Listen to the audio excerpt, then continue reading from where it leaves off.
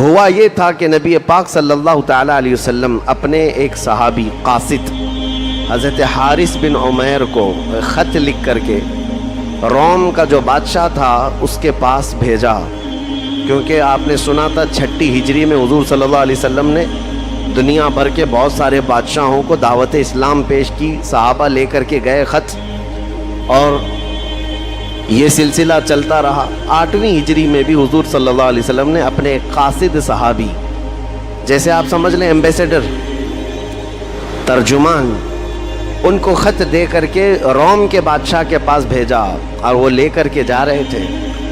روم پہنچنے سے پہلے ہی، جس کو آج آپ جو ہے روما کہتے ہیں یا رومانیہ ہے، اٹلی ہے، یہ روم کی سرزمین تھی پہلے۔ آج اس دور میں بھی وہاں پر کفار و مشرکین عیسائیوں کی حکومتیں قائم ہیں، اس دور میں بھی تھیں۔ روم میں جو قیصر روم ہوا کرتا تھا اس کے پاس خط لے کر کے جا رہے تھے حضرت حارث بن عمیر، لیکن بیچ راستے میں ایک جگہ آتی ہے بلقا، وہاں ایک چھوٹا اور بادشاہ تھا جو روم کے بادشاہ کا ٹیکس دینے والا یا اس کا باج گزار جس کو کہتے ہیں، اس کا نائب تھا۔ اس نے بیچ میں اس صحابی کو پکڑ کر رسیوں سے باندھ دیا۔ حضور پاک صلی اللہ علیہ وسلم کے قاصد صحابی ہیں، کسی بھی قاصد کے ساتھ چھیڑ چھاڑ کرنا گویا کہ پوری قوم کے ساتھ چھیڑنا ہے۔ مثال کے طور پر اگر ہمارے ملک کا ایمبیسیڈر کسی دوسری کنٹری میں ہے اور اس ایمبیسیڈر کو مارا گیا تو اس کا مطلب ہے پوری حکومت کو للکارا گیا ہے، کیونکہ وہ حکومت کی طرف سے نمائندہ ہوتا ہے۔ رسول پاک صلی اللہ علیہ وسلم کے صحابی کو اس بلقا کے بادشاہ نے رسیوں میں باندھا اور نہایت ہی بے دردی کے ساتھ اس صحابی کا قتل کیا۔ بیچ راستے میں وہ قتل ہو گئے ہیں حضرت حارث بن عمیر۔ اس دردناک واقعے کی خبر جب مدینہ طیبہ پہنچی، نبی پاک صلی اللہ تعالیٰ علیہ وسلم کو بہت غم ہوا، لیکن اب یہاں پر کرنے کا کیا معاملہ تھا سنیں۔ کسی قاصد کو قتل کر دینا، مار دینا، یہ ہلکا کام نہیں تھا، آسان نہیں تھا۔ نبی پاک صلی اللہ تعالیٰ علیہ وسلم کے اخلاق نبوت سے یہی آپ کو سمجھنا چاہیے کہ قوم کے ایک فرد کو مارنا قوم کو مارنے کے برابر ہے۔ نبی پاک صلی اللہ علیہ وسلم نے سارے صحابہ سے فرمایا کہ یہ نہایت ہی غلط ہے، دستور کے بھی خلاف ہے، پوری دنیا میں ایسا دستور نہیں پایا جاتا، کسی کے قاصد کے ساتھ کچھ نہیں کیا جاتا۔ جنگوں میں لڑائیاں ہوتی ہیں لیکن قاصد کے ساتھ کوئی برا عمل نہیں کیا جاتا۔ حضور پاک صلی اللہ علیہ وسلم کے پاس کتنے کافر مشرکین کے، کفار و مشرکین کے قاصد آتے تھے لیکن کبھی ان کو ہاتھ تک نہیں لگایا گیا۔ اب جب صحابی رسول قتل ہو گئے تو حضور نے مدینہ طیبہ سے ایک لشکر تیار فرمایا کہ تمہیں روم تک پہنچنا ہے اور اس صحابی رسول کا انتقام ہوگا، خون بہا لیا جائے گا۔ تو جوش جہاد میں صحابہ اکرام جمع ہوئے اور مدینہ طیبہ سے کل ملا کر 3000 صحابہ جمع ہوئے۔ جنگ موتا کی تاریخ میں بیان کر رہا ہوں۔ 3000 صحابہ جمع ہوئے تو جب نبی پاک صلی اللہ علیہ وسلم ان 3000 کو جمع کیے تو ان کو رخصت کرنے کے لیے ثنیۃ الوداع کی گھاٹیوں تک خود تشریف لائے۔ نبی پاک صلی اللہ علیہ وسلم اس جنگ میں شریک نہیں تھے بظاہر۔ اب حضور پاک صلی اللہ علیہ وسلم نے اپنا جھنڈا سفید رنگ کا حضرت زید بن حارثہ کے ہاتھ میں دیا، جو رسول اللہ کے منہ بولے بیٹے تھے، منہ بولے بیٹے ہیں، حضور صلی اللہ تعالیٰ علیہ وسلم نے ان کو پالا ہے، ان کے ہاتھ میں دیا اور لشکر کو یہ تلقین فرمائی کہ اسی مقام پر جانا جہاں حارث بن عمیر کا قتل ہوا ہے، وہاں جا کر کے جب تمہارے مقابل میں لوگ آئیں گے تو پہلے ان کو اسلام کی دعوت پیش کرنا، اگر وہ قبول کر لیں تو تمہارے وہ بھائی اور بہنیں ہیں ان کے ساتھ رحم دلی اور ہمدردی کا معاملہ کرنا، اور اگر وہ جنگ پر آمادہ ہیں تو اللہ کے بھروسے جنگ کرنا۔ یہ تلقین تھی حضور صلی اللہ تعالیٰ علیہ وسلم کی طرف سے۔ اور پھر یہ ارشاد فرمایا تھا کہ زید بن حارثہ اگر قتل ہو گئے، شہید ہو گئے تو جعفر بن ابی طالب کے ہاتھ میں جھنڈا ہوگا، جعفر بن ابی طالب بھی اگر شہید ہو گئے تو عبداللہ بن رواحہ کے ہاتھ میں یہ جھنڈا ہوگا، اور اگر عبداللہ بن رواحہ بھی قتل ہو گئے، شہید ہو گئے تو سارے مسلمان جسے منتخب کر لیں اس کے ہاتھ میں جھنڈا ہوگا، وہ سپہ سالار ہوگا۔ یہ ساری باتیں حضور پاک صلی اللہ علیہ وسلم نے فوج کو بتائیں اور رخصت فرمایا۔ جب یہ لشکر مدینے سے جا رہا تھا تو ایک عجیب سا منظر تھا۔ مدینہ طیبہ کے بچے جوان سب باہر آئے تھے، اور سارے مسلمان جو مدینے کے تھے ان کو جو رخصت کر رہے تھے، سبوں کے لب پر یہی تھا، خدا تمہیں سلامت لائے، خدا تمہیں سلامت لائے۔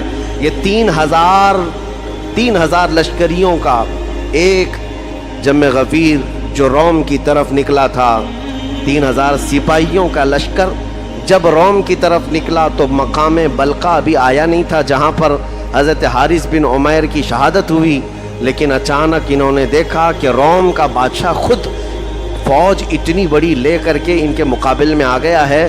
وہ فوج چھوٹی موٹی نہیں بلکہ 1 لاکھ کی فوج لے کر کے آ گیا۔ ادھر 3000 صحابہ تھے رسول اللہ کے، اور ان کے پورے خیال میں یہ نہیں تھا کہ اتنی بڑی فوج سامنے آنے والی ہے۔ اور جب روم کا وہ بادشاہ 1 لاکھ کی فوج لے کر چل پڑا تو حضرت زید بن حارثہ کو یہ خبر دی گئی جو سپہ سالار تھے، تو لشکر میں یہ بات پھیل گئی تو سارے لوگ جمع ہوئے اور ایک جگہ پر پڑاؤ کر لیا اور کہا ہم اس واقعے کی خبر رسول اللہ صلی اللہ علیہ وسلم تک پہنچاتے ہیں، مدینہ طیبہ وہاں سے جو خبر آئے گی اس پر عمل کرتے ہیں۔ لیکن حضرت عبداللہ بن رواحہ ایک ایسے صحابی ہیں، انہوں نے آگے بڑھ کر کے کہا اللہ کے رسول نے ہمیں بھیج دیا ہے، رسول اللہ نے اپنا جھنڈا ہمارے ہاتھ میں دے کر کے بھیجا ہے۔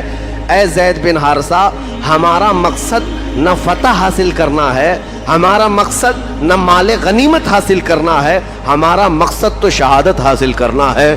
وہ تو اس طرح سے بھی ہو جائے گی، شہادت ہے مطلوب و مقصود مومن، نہ مال غنیمت نہ کشور کشائی۔ حضرت عبداللہ بن رواحہ کی تقریر سے جتنے صحابہ تھے سب کے سب تیار ہوئے اور کہا 1 لاکھ کیا اس سے زیادہ بھی آنے دیں، ہم یہاں سے اب پیچھے کی طرف واپس نہ جائیں گے۔ وہ کیسا مضبوط ایمان تھا، جن 3000 صحابہ کی بات کر رہا ہوں، جنگ موطا میں صرف 3000 صحابہ ہیں اور 1 لاکھ کی فوج آ رہی ہے، مقابلہ ہو سکتا ہے؟ کتنے گنا زیادہ ہے، کمپیریزن ہو ہی نہیں سکتا۔ اب یہ صحابہ اکرام آگے بڑھتے گئے، اچانک وہ فوج آ گئی، 1 لاکھ کی فوج۔ اب جب ان کا آمنا سامنا ہوا، ایک میدان جہاں موطا کا علاقہ ہے وہاں پر یہ لوگ رک گئے۔ عزیزان گرامی وقار، اب اس میں صحابہ اکرام کی جواں مردی دیکھنے کا منظر ہے۔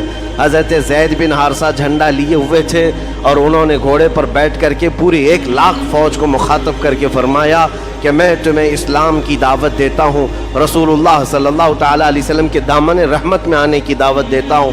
ان میں سے کسی کافر نے قبول نہیں کیا بلکہ تیروں سے اور تلواروں سے جواب دیا۔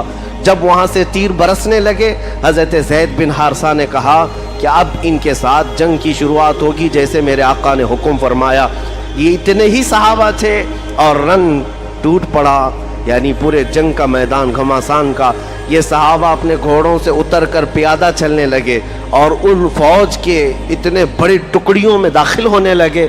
صحابہ کے اندر وہ جوش تھا، جب ظاہر سی بات ہے جس کو شہادت ہی حاصل کرنا ہو، جسے اللہ کا قرب ہی حاصل کرنا ہو، جان بچانے کی فکر ہی نہ ہو، تو پھر ان کو کوئی طاقت روک بھی نہیں سکتی۔ یہ رسول اللہ صلی اللہ علیہ وسلم کے پروانے ایسے ٹوٹ پڑے کہ اس فوج میں پہلے تو ایسی کہ زرق برق وردیاں تھیں، وہ ہتھیاروں سے لیس فوج تھی، روم کی بڑی مضبوط فوج۔ حضرت زید بن حارثہ جیسے ہی آگے گئے، ان کو نہایت ہی بے دردی کے ساتھ رومی فوج نے قتل کر ڈالا۔ حضرت زید بن حارثہ یہ رسول اللہ صلی اللہ علیہ وسلم کے منہ بولے بیٹے ہیں، وہ میدان جنگ میں شہید ہو گئے۔ اتنا تیروں سے برچھیوں سے انہیں زخمی کر دیا گیا تھا کہ وہ اٹھ نہ سکے، اور ان کے گرنے سے پہلے ہی حضرت جعفر بن ابی طالب اپنے ہاتھ میں جھنڈا لے لی۔ یہ جعفر بن ابی طالب کون ہے؟ یہ مولا علی کرم اللہ وجہہ الکریم کے سگے بھائی ہیں، حیدر کرار کے بھائی ہیں، رسول اللہ صلی اللہ تعالیٰ علیہ وسلم کے چچیرے بھائی ہیں۔ انہوں نے ہاتھ میں جھنڈا لے لیا اور آگے بڑھتے رہے، اور جیسے ہی انہوں نے ایک نعرہ دیا اپنی فوج میں اور جوش آیا۔ حضرت جعفر تیار آگے بڑھے ہی تھے کہ رومی فوجیوں نے حضرت جعفر بن ابی طالب کو بیچ میں سے ایسا کاٹ دیا کہ ان کا جسم آدھا آدھا ہو گیا۔ حضرت جعفر بن ابی طالب 2 ٹکڑوں میں شہید ہو گئے، اور اس سے پہلے ان کے اوپر اتنے تیر مارے گئے تھے کہ صحابہ کہتے ہیں، بخاری شریف کی حدیث ہے، جب حضرت جعفر بن ابی طالب کی لاش زمین پر گری تھی تو ہم نے ان کے جسم کو اٹھایا اور گنا تھا تو ٹوٹل 90 زخم ان کے جسم میں موجود تھے، 90 تیر لگے ہوئے تھے۔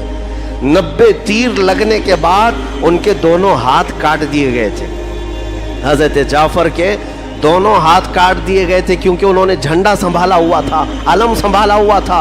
جھنڈا گر جانے کا مطلب ہے کہ مسلمانوں کا وقار، ان کی عزت گر گئی، لیکن حضرت جعفر بن ابی طالب نے جب ایک ہاتھ کاٹا گیا تو بائیں ہاتھ سے جھنڈا سنبھالا، دوسرا ہاتھ کاٹا گیا تو آپ نے منہ میں جھنڈے کو پکڑا تھا، اور فوراً ہی حضرت عبداللہ بن رواحہ نے جھنڈا تھام لیا جب حضرت جعفر بن ابی طالب کی لاش زمین پر آ گری۔ 2 صحابہ شہید ہوئے جو سپہ سالار تھے، تیسرے عبداللہ بن رواحہ تھے۔ یہ جنگ اتنی گھمسان کی ہے، اس کو بیان کرنا بہت آسان نہیں ہے۔ جنگ موتا ہے، ایک طرف 1 لاکھ کی دندناتی ہوئی فوج اور دوسری طرف 3000 صحابہ جو چل کر کے مدینے سے اتنی دور آئے ہیں۔ جارڈن کا علاقہ 1000 کلومیٹر سے زیادہ کا فاصلہ ہے مدینہ طیبہ سے۔ جارڈن جنگ موتا جہاں ہوئی ہے، حضرت عبداللہ بن رواحہ جیسی میدان میں اترے، ان کے سگے بھائی ہیں میدان میں، وہ کہتے ہیں ہمیں معلوم تھا کہ اس فوج میں کھانے پینے کی بھی قلت ایسی تھی کہ آج میرے بھائی عبداللہ بن رواحہ جھنڈا تو اٹھائے ہیں لیکن پچھلے 2 دنوں سے ان کی حلق میں ایک لقمہ بھی نہیں گیا ہے۔ انہوں نے بھنے ہوئے گوشت کا ایک ٹکڑا اپنے پاس سنبھالا ہوا تھا، وہ حضرت عبداللہ بن رواحہ کے پاس آئے، کہا آپ جھنڈا اٹھائے ہیں، بڑی ذمہ داری ہے، تھوڑا کچھ کھا لیں۔ حضرت عبداللہ بن رواحہ ابھی کھانے کے لیے منہ میں لگائے تھے کہ تیر اتنے آپ کے اوپر آ گئے کہ آپ کا منہ پورا چھلنی ہو گیا، چہرہ بھی۔ اٹھ پڑے اور فوج کو لے کر کے آگے نکل پڑے، زیادہ دیر تک آگے نہ جا سکے، حضرت عبداللہ بن رواحہ بھی میدان میں شہید کر دیے گئے۔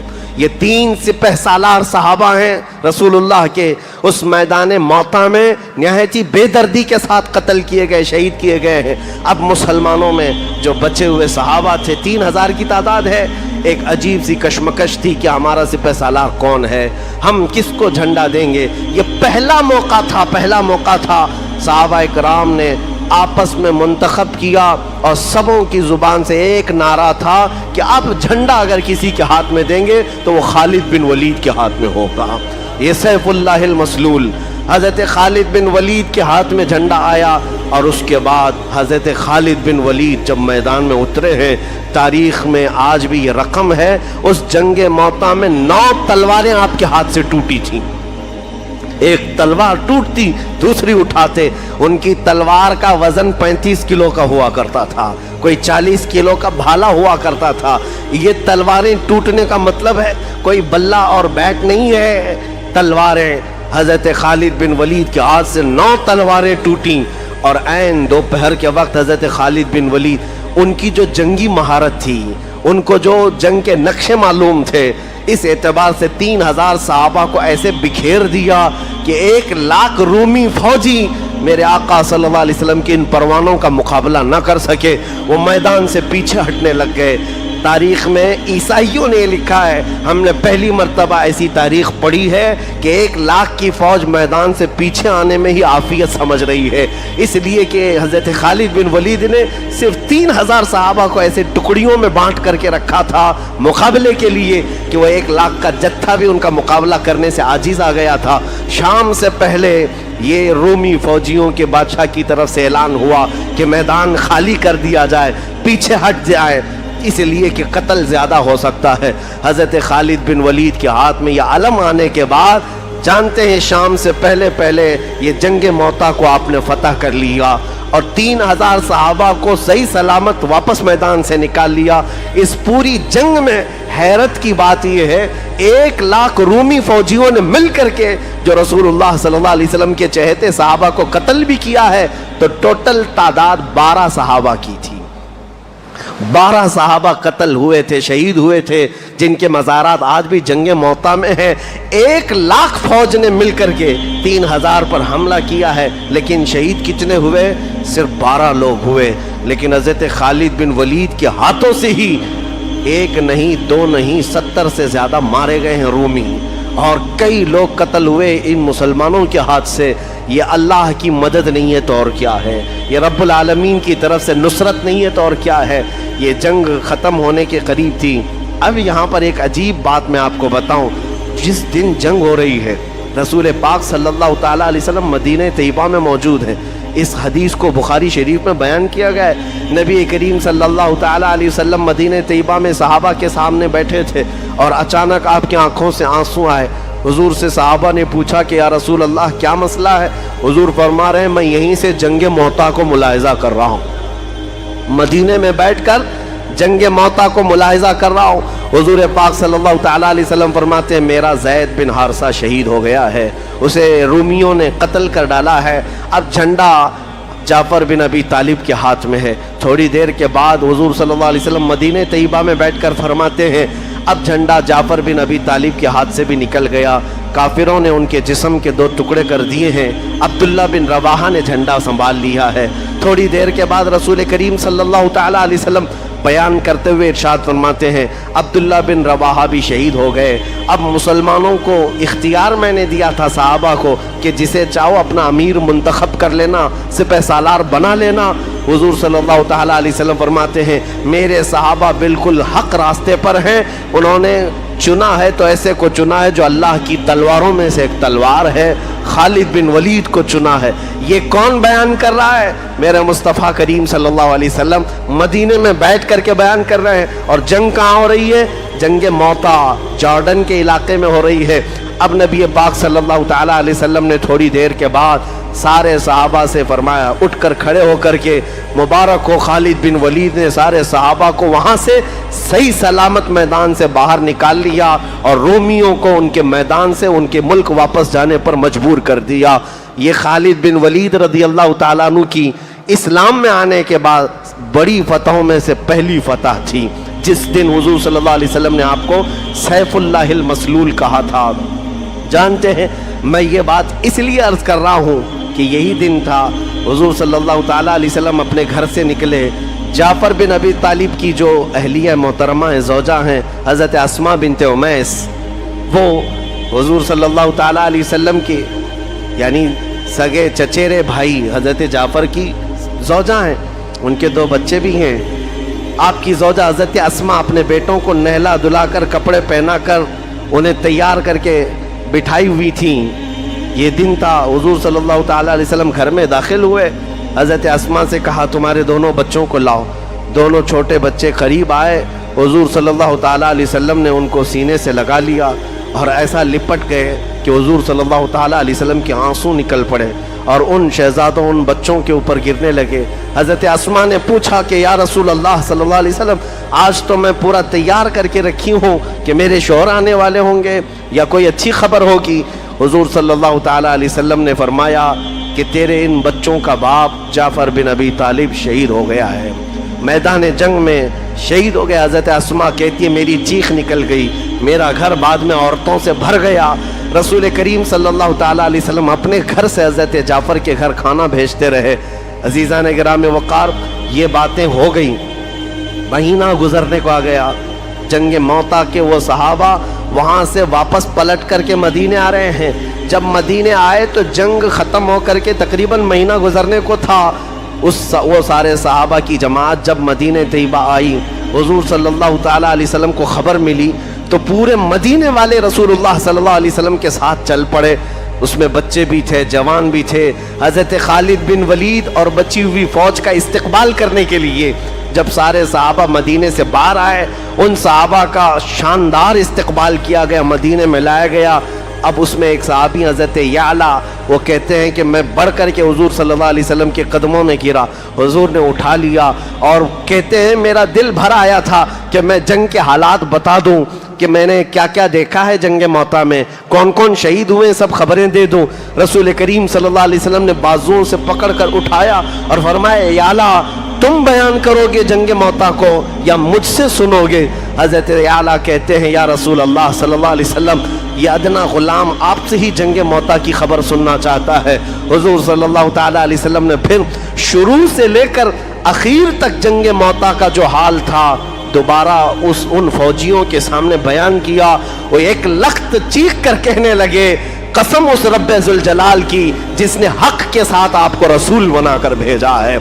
अजीज़ान गिरामी वक़ार, यह अकीदा सिर्फ बरेलवियों का नहीं है, यह अकीदा तो सहाबा कराम का भी था कि अगर मैदान जंग में हम तलवार उठाए हो, रसूलुल्लाह मदीने में बैठ करके भी उसका मुशाहिदा कर रहे हैं। इसीलिए हम ये कहते हैं, हम यहाँ से पुकारे वो वहाँ से सुने, मुस्तफ़ा की समाअत पे लाखों सलाम।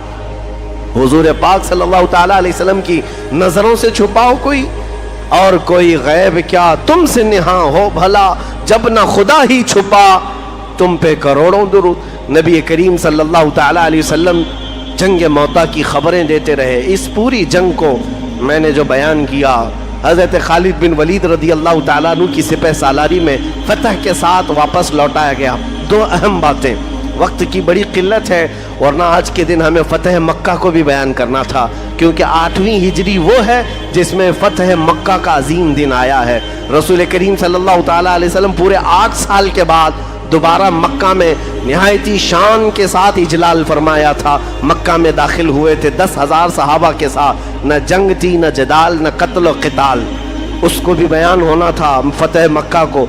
अल्लाह ने अगर मौका अता किया, ज़िंदगी अता की, तो अगले सेशन में इंशाअल्लाह अर्ज़ करेंगे। लेकिन इस जंग मौता की 2 चीज़ें अहम हैं।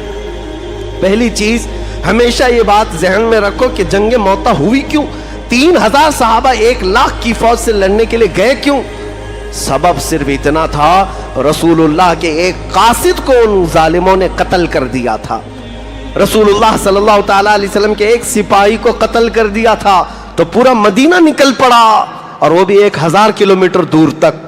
अजीज़ान गिरामी वक़ार, ये गैरत ईमानी थी सहाबा की कि रसूलुल्लाह के किसी सिपाही को भी अगर कोई छेड़छाड़ करे तो पूरा मदीना निकल पड़ता था। आज हैरत की बात है, खुद रसूलुल्लाह की ज़ात को छेड़छाड़ किया जा रहा है, और ख्वाब खरगोश में पूरी कौम सोई हुई है, पूरी उम्मत सोने पर मजबूर हो गई। आज क्या बादशाहों का ज़माना नहीं है? तकरीबन दुनिया में 57 मुल्क ऐसे हैं, 57 कंट्रीज, जहां बनाम ही सही इस्लामी हुकूमत कायम है, मुसलमानों की हुकूमत है। क्या इनमें से कभी कोई इस तरह की मजम्मत आती कि रसूलुल्लाह सल्लल्लाहु ताला अलैहि वसल्लम की ज़ात के साथ अगर किसी ने खिलवाड़ किया, छेड़छाड़ किया, तो हमारी पूरी कौम बाहर आ सकती है, हम आपका मुकाबला करने को तैयार होंगे? ये सारा सिस्टम ही ख़त्म किया गया। इसीलिए हम इनको न बादशाह मानते हैं, न इनकी हुकूमत इस्लामी हुकूमत करार दी जा सकती है। इस्लामी हुकूमत तो वो है जहाँ रसूलुल्लाह सल्लल्लाहु ताला अलैहि वसल्लम की अज़मत के लिए हर कोई अपनी जान देने के लिए भी तैयार हो, वह हकीकी इस्लामी हुकूमत होती है। आज की ये हालत है।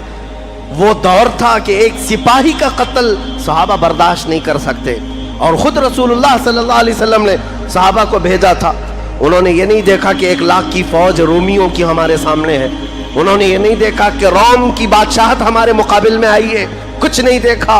बल्कि वो सहाबा तो ये कहते थे, न हमें फतह मकसूद है, न माले गनीमत मकसद है हमारा तो मकसद शहादत हासिल करना है। और वो निकल पड़ते, और यही उनका अज़म था जो दुनिया को खौफज़दा किया हुआ था। जानते हो, तकरीबन 1000 साल ऐसे गुजरे हैं कि दुनिया हुजूर सल्लल्लाहु ताला अलैहि वसल्लम की तरफ उंगली उठाने से भी डरती थी। उनको पता था कि रसूलुल्लाह सल्लल्लाहु अलैहि वसल्लम का मकाम तो बहुत दूर है, उनके किसी गुलाम के साथ छेड़छाड़ करने पर भी ये जिहाद पर उतर आते हैं। आपको पता है, हिंदुस्तान में सबसे पहली जंग जो हुई है, मुसलमानों का जो दुखूल हुआ फौज के साथ, वो मोहम्मद बिन कासिम की फौज थी। 10,000 की फौज सिंध के इलाके से आई थी। सबसे पहले वो वजह क्या थी? क्या यहाँ लूट मार करने आए थे, लोगों को कत्ल करने आए थे? नहीं। राजा दाबिर सिंह, जिसने चंद मुसलमान औरतों को, उसके गुंडों ने, जो हज पर जा रही थी औरतें, उन औरतों को गिरफ्तार करके उनकी इज्जत लूट करके, उनका माल लूट करके उनको कैदी बनाया था। तो इन औरतों की तरफ से जो हालात देखा था, किसी ने जाकर खलीफा वक्त के सामने ये बात बयान की थी, तो मोहम्मद बिन कासिम 19 साल का जवान था, 19 साल का जवान था, 10,000 का लश्कर लेकर के हिंदुस्तान चला आया, सिर्फ अपनी बहनों की इज्जत वापस लेने के लिए। अपनी बहनों के ऊपर अगर किसी ने خراب نظر ڈالی ہے تو وہ لشکر لے کر آیا، اور ایسا نہیں کہ سیدھا قتل و غارت شروع کیا۔ پہلے راجہ دابر سنگھ کو کہا بھی کہ جن مقدس عورتوں کو تم نے گرفتار کیا جو حج پر جا رہی تھیں انہیں آزاد کرو، اور جنہوں نے ان کے ساتھ کھلواڑ کیا ان کو سزا دو۔ لیکن اس کو گھمنڈ سے چور تھا وہ بادشاہ راجہ، اس نے کہا کہ ایک چھوٹا بچہ مجھے للکار رہا ہے، تمہاری بات پر تو نہ میں عورتوں کو چھوڑوں گا نہ میرے سپاہیوں کو سزا دوں گا۔ تو پھر محمد بن قاسم نے کہا چلو راجہ دابر سنگھ اس چھوٹے بچے سے اب مقابلے کے لیے تیار ہو جاؤ۔ 3 دن کی جنگ ہوئی تھی، یہ پہلی جنگ ہے۔ محمد بن قاسم نے ایسی جنگ لڑی تھی کہ راجہ دابر سنگھ کی پوری فوج ختم ہو گئی اور اس کا دور ہی ختم ہو گیا۔ خود راجہ دابر سنگھ قیدی بن کر کے گرفتار ہو کر آیا۔ محمد بن قاسم کی یہ تاریخ آج بھی ہندو پنڈتوں کی طرف سے لکھی ہوئی تاریخ میں بھی موجود ہے، اور انہوں نے اقرار کیا کہ ایک نوجوان آیا تھا جو عورتوں کی عزت کے لیے عرب سے نکل کر کے یہاں آ گیا تھا، اور یہاں کے علاقے کے لوگوں نے اسے سلام بھی کیا اور اس کے عدل و مساوات کو اور اس کے انصاف کو سلام کیا تھا۔